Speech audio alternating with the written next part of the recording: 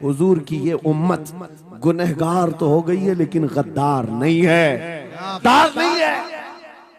आज भी अगर इनसे कह दो, चाहे वो किसी भी तरह का अमल रखता हो, हुजूर की इज्जत की बात आई तो अपनी गर्दन लेकर हाजिर होने को तैयार। आज मैं तुमसे कह रहा हूं, उन्होंने कहा था, ऐ नौजवानों, ऐ रसूलुल्लाह के शहदाइयों, तुम्हारी इम्तिहान का दिन है, आज तुम्हारे इम्तिहान का दिन है।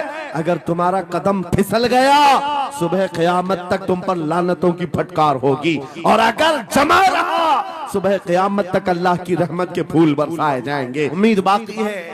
खुराफात आ गई है, मुझे पता है, गलत काम बहुत आ गए हमारे मोहल्ले में। मुझे सुबह से बताया गया बहुत सारे, ये एक मोहल्ले का अलमिया नहीं है, हम जहाँ जा रहे हैं शहरों के शहर नशे में तबाह हैं, बर्बाद हैं, लेकिन साथ में मुझे इस बात का यकीन है, हुजूर की ये उम्मत गुनहगार तो हो गई है लेकिन गद्दार नहीं है। क्या बात है, हुजूर की गद्दार नहीं है। आज भी अगर इनसे कह दो, चाहे वो किसी भी तरह का अमल रखता हो, हुजूर की इज्जत की बात आई तो अपनी गर्दन लेकर हाजिर होने को तैयार। सुभान अल्लाह। है या नहीं मेरी इस बात पर?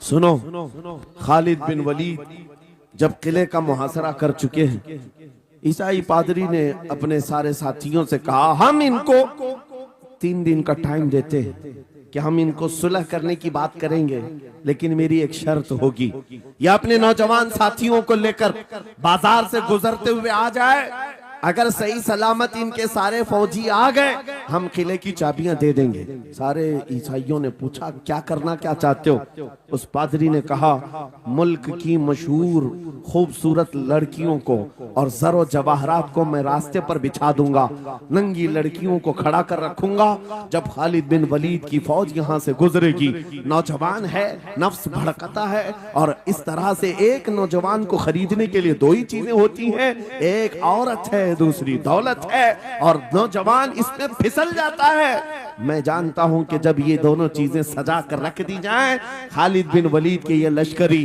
टूट पड़ेंगे औरतों पर और दौलत पर, हम आसानी से इन पर काबिज हो जाएंगे। सबने वाह वाह किया, तालियां बजाई, और पादरी आकर खालिद बिन वलीद से कहता है, हम आपसे लड़ना नहीं चाहते, हम आपसे मुकाबला नहीं करना चाहते, आप 3 दिन के बाद अपने लश्करियों को लेकर इस बाजार से गुजरते हुए आ जाइए, सही सलामत अगर आप पहुंच गए तो किले की चाबियां आपके हवाले कर दूंगा। तवज्जो, खालिद बिन वलीद ने कहा, मंजूर है, ये शर्त मैं इत्तेफाक करता हूं। वापस आया, अपने साथियों से कहा, जंग नहीं करनी है,